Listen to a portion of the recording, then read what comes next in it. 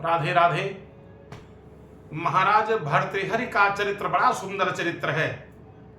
महाराज भर्तृहरि, बहुत सुंदर राज्य, इतना बढ़िया राज्य कुछ कहने को नहीं। महाराज भर्तृहरि ये समझते थे कि जिसके राज्य में प्रजा दुखी रहेगी उसको नरक प्राप्त होता है, क्योंकि तुलसी बाबा ने लिखा है, जासु राज प्रिय प्रजा दुखारी, असो नृप अवसि नरक अधिकारी। वो राजा नरक का अधिकारी होता है जिस राजा के राज्य में प्रजा दुखी रहे। महाराज के छोटे भाई भर्तृहरि जी के छोटे भाई का नाम विक्रमादित्य। महाराज की सुंदर पिंगला नाम की रानी है भर्तृहरि महाराज की, बड़ी सुंदर रानी। और राजा साहब आंख बंद करके अपनी रानी पर विश्वास करते। व्यक्ति को चाहिए, चाहे वो राजा हो या प्रजा हो, कोई हो, विश्वास करे, लेकिन आंख बंद करके विश्वास करने की आवश्यकता किसी के ऊपर नहीं है। आंख बंद करके विश्वास महाराज ने अपनी पत्नी पर किया, जबकि तुलसी बाबा ने पहले लिख दिया है कि राखिय नारी जदपि उरमाही, और युवती शास्त्र नृपति बस नाही। युवती, युवा स्त्री, शास्त्र, राजा ये किसी के बस में नहीं है। महाराज ने एकदम पूरा विश्वास किया। एक दिन की बात, महाराज से ये रानी संतुष्ट नहीं थी, पिंगला रानी संतुष्ट भर्तृहरि जी से संतुष्ट नहीं थी। एक दिन की बात, महाराज विक्रमादित्य से कहा, ऐसा करो, हमारा तुम्हारा संबंध शारीरिक संबंध बन जाए। महाराज ने कहा, विक्रमादित्य ने कहा, अरे आप ये क्या कह रही हो? भाभी मां के समान होती है। माता, आप ये क्या कह रही हो? मुझसे ये कार्य नहीं हो सकता है।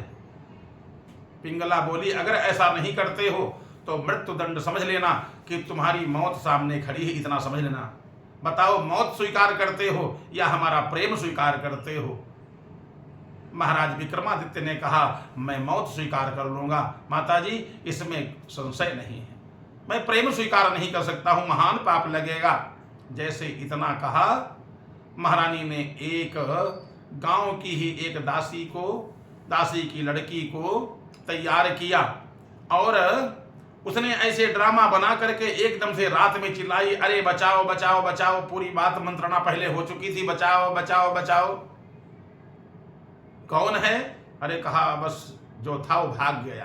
प्रातः काल हुआ, सभा लगी, रोता चिल्लाता हुआ पूरा परिवार आया दासी का। महाराज विक्रमादित्य ने ऐसा ऐसा काम किया है। भर्तृहरि ने कहा, किसने? अरे महाराज, आपका भाई, उसने हमारी बेटी की लाज लूट लिया। अब क्या होगा महाराज? हम तो मुंह दिखाने के काबिल नहीं बचे, हम गरीब आदमी अब कहाँ जाएंगे? पूरा परिवार चिल्लाने लगा, हाय हमारा तो सर्वस्व नष्ट हो गया। जैसे इतना कहा, लेकिन महाराज आपका भाई है, आप न्याय कैसे करोगे? भर्तृहरि राजा बोले, अगर मेरे अंग ने अपराध किया होगा तो मैं अंग को काट डालूंगा। विक्रमादित्य बुलाए गए, सभा के बीच में विक्रमादित्य आए। बताओ, तुमने जो ये कह रही है क्या सही है? तुमने लाज लूटा? अरे नहीं महाराज, अब हम क्या कहें? तब तक महारानी आ गई। महारानी ने कहा, अब अपने घर की बात है, कौन कहे? महाराज, बात तो सत्य है। विक्रमादित्य ने ऐसा किया है। जैसे इतना कह दिया पिंगला ने, बड़ी भाभी ने, विक्रमादित्य ने स्वीकार कर लिया। कोई प्रश्न उत्तर किए ही नहीं, कोई उत्तर नहीं दिया, कोई दिक्कत नहीं। जब भाभी कह रही तो कोई बात ही नहीं, तो क्या किया जाए? कहा, इनको देश से निकाल दिया जाए। भाई है, मैं दंड, उचित दंड दूंगा, देश से निकाल दिया जाए। विक्रमादित्य को देश से निकाल दिया। महाराज को कष्ट, भर्तृहरि महाराज को कष्ट तो हुआ, लेकिन मेरे भाई ने यदि ऐसा काम किया है तो यह अब राज्य में रहने लायक नहीं। यथा अपराध दंडा नाम, जैसा अपराध वैसा दंड देना उचित है। भर्तृहरि ने अपने भाई को निकाल दिया। धन्य है ऐसा राजा, लेकिन विचार बढ़िया से नहीं किया, देश से निकाल दिया। एक दिन की बात, क्यों? लेकिन एक बात समझ लेना चाहिए, अगर किसी के ऊपर आरोप लग गया है, मिथ्या आरोप है, दूध का दूध पानी का पानी एक दिन होगा जरूर, क्योंकि भगवान के घर देर है अंधेर नहीं है।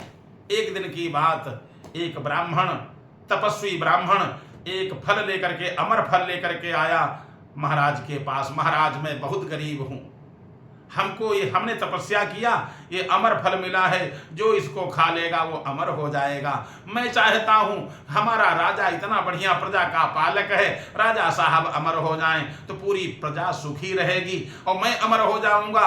एक तो गरीब वंश में मैं पैदा हुआ, ये गरीबी पीछा छोड़ेगी नहीं, तो मैं चाहता हूं आप अमर हो जाओ, इसके बदले में कुछ अगर चाहो तो दे दो। राजा साहब ने काफी धन दे दिया, क्योंकि अमर फल तपस्या से प्राप्त हुआ है और अमर होना बड़ा मुश्किल है। राजा साहब ने अमर फल ले लिया, पंडित जी को कुछ धन इत्यादि दे दिया, पंडित जी चले गए। राजा साहब ने विचार किया, यदि मैं अमर फल खा लूंगा मैं अमर हो जाऊंगा। हम अमर हो करके क्या करें, अपनी पत्नी को खिला दें, पत्नी अगर अमर हो जाएगी हमेशा नव युवती बनी रहेगी, क्या पूछना, पूरे जीवन भर आनंद देती रहेगी। पत्नी को बुलाया, ये अमर फल है, बहुत दुर्लभ है, इसको खा लो, अमर हो जाओगी। महाराज मैं खा लूंगी, महाराज मैं खा लूंगी, अभी थोड़ा स्नान कर लूंगी, क्योंकि बहुत बढ़िया सुंदर फल है, दिव्य फल है। लेकर के गई और उसने मन में विचार किया, हम खाएंगी तो हम अमर हो जाएंगी, इससे बढ़िया जो हमारा एक आशिक है, हमको चाहने वाला, हमको प्रेम करने वाला, वहीं राज्य का दरोगा एक था, वो अगर अमर हो जाए तो जिंदगी भर हमको सुख पहुंचाएगा। उसने शाम को जैसे आया वो दरोगा, उसको दे दिया, जो रात में ड्यूटी करता था, ये फल तुम खा लो और तुम अमर हो जाओगे, जिंदगी भर बढ़िया हमको आनंद देते रहना। दरोगा ने कहा ठीक है। दरोगा भी मजबूरी में फंसा हुआ है। दरोगा जो है उसने मन में विचार किया, रानी साहब ने हमको ये फल दिया, हम खा करके क्या करेंगे, एक तो रानी के साहब के साथ रोज दुष्कर्म करना पड़ता है, इससे बढ़िया रानी साहब ने हमको दिया तो हम भी नहीं खाएंगे। दरोगा जी एक वैश्या के यहाँ जाते थे, मन में विचार किया, अगर इस वैश्या को हम फल दे दें हमेशा नवयुवती बनी रहेगी और हमको आनंद देती रहेगी। दरोगा जी गए, प्रातः काल गए और किसके वैश्या के यहाँ, ये अमर फल तुम खा लो, अमर हो जाओगी। हाँ अमर हो जाऊंगी, हाँ बहुत कीमती है, देना, किसी को नहीं, खा लेना, अमर हो जाओगी। वैश्या ने उस फल को ले लिया। दरोगा जी अपने घर पर वापस आ गए। वैश्या ने मन में विचार किया, पता नहीं कितने घरों को बर्बाद कर डाला हमने। इस शरीर से, इस मानव शरीर को प्राप्त करके मैंने कोई अच्छे कर्म नहीं किए। कम से कम जीवन में एक अच्छा काम कर लें। हर व्यक्ति को विचार करना चाहिए, अगर अच्छे कर्म नहीं किया है, अरे कोई अच्छा काम कर लो, एक तो कम से कम अच्छा काम हम कर लें। मन में विचार किया, अगर राजा साहब को ये फल खिला दिया जाए, राजा साहब अमर हो जाएं तो पूरी प्रजा सुखी हो जाएगी, पूरे भूमंडल के लोग सुखी हो जाएंगे। वैश्या लेकर के फल पहुंची, महाराज की जय हो, महाराज ये अमर फल हमको प्राप्त हुआ है, अगर इसको आप खा लोगे तो आप अमर हो जाओगे। हम अमर हो करके क्या करेंगी, पता नहीं कितने घर बर्बाद किए मैंने, अब मैं ज्यादा जिंदा रहना नहीं चाहती हूँ। इतना कहा, राजा साहब ने फल देखा, अरे ये फल तुमको कहाँ से मिला, सही बताओ तुमको कहाँ से। महाराज हम बता देंगी तो दरोगा जी हमको बहुत मारेंगे। कौन दरोगा जी? आप ही के यहाँ जो ड्यूटी करते हैं। अच्छा कोई बात नहीं। आप दरोगा वैश्या को एक कक्ष में बंद किया। तब तक दरोगा जी आ गए। दरोगा जी ये फल कहाँ से मिला?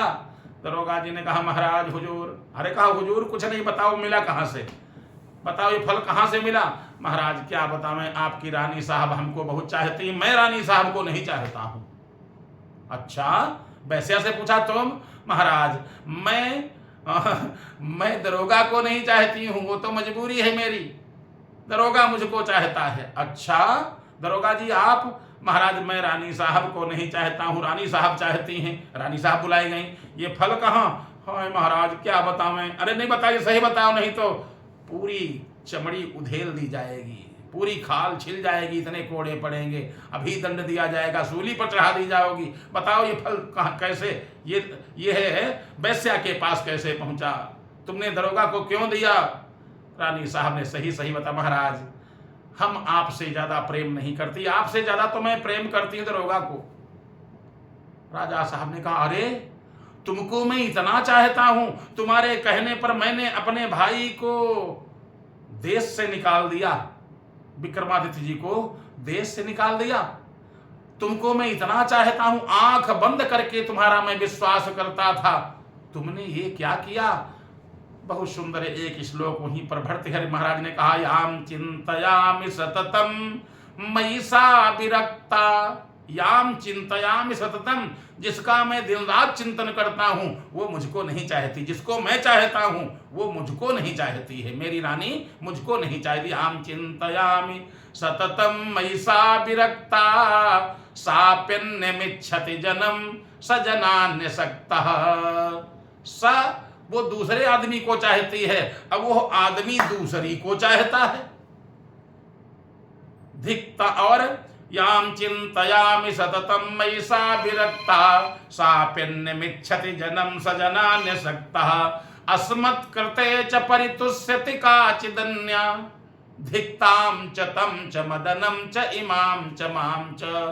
धिक्कार है उसको, किसको, अरे मैं जिसको चाहता हूं, मैं जिसको चाहता हूं वो मुझको नहीं चाहती मेरी रानी, मेरी रानी जिसको चाहती है वो मेरी रानी को नहीं चाहता है, और वो जिसको चाहता वैश्या को, वैश्या उसको नहीं चाहती, वैश्या हमारे ऊपर प्राणों को समर्पित कर रही, न्यौछावर कर रही है। धिक्ताम, धिक्कार है मेरी रानी को, जो मैं उसको चाहता हूं मुझको नहीं चाहती। धिक्कार है उस दरोगा को जिसको रानी चाहती, रानी को दरोगा नहीं चाहता। धिक्कार है उस दरोगा को जो रानी को नहीं चाहता, धिक्कार उस वैश्या को जो दरोगा को नहीं चाहती है, और धिक्कार है मुझको। धिक्ताम चम तम च मदनम, उस कामदेव को धिक्कार है जो ये कामदेव थोड़े से सुख के लिए सब करवा रहा है। क्षण सुख लाग जन्म सुख कोटि, थोड़े से सुख के लिए पूरा जीवन बर्बाद लोग कर देते हैं। थोड़ा सा आनंद आता है, प्रेम कर लिया, और उस प्रेम के चक्कर में पता नहीं किन किन को बलिदान करना पड़ जाए, किन किन को बलि पर चढ़ाना पड़ जाए, अपने रिश्तों को बलि पर चढ़ा देते हैं लोग। काहे के लिए? क्षण सुख लाग, थोड़े से सुख के लिए, थोड़े से सुख के लिए मेरी पत्नी ने हमको नहीं चाहा, दरोगा को चाहा। तो धिक्कार है उस कामदेव को जो सब करवा रहा है, धिक्कार है उस कामदेव को जो सब करवा रहा है, और धिक्कार है मुझको जो मैं अपनी रानी के लिए पागल बना हूं। यानी जो कहती है वही मैं करता हूं। जीव को चाहिए विचार कर ले।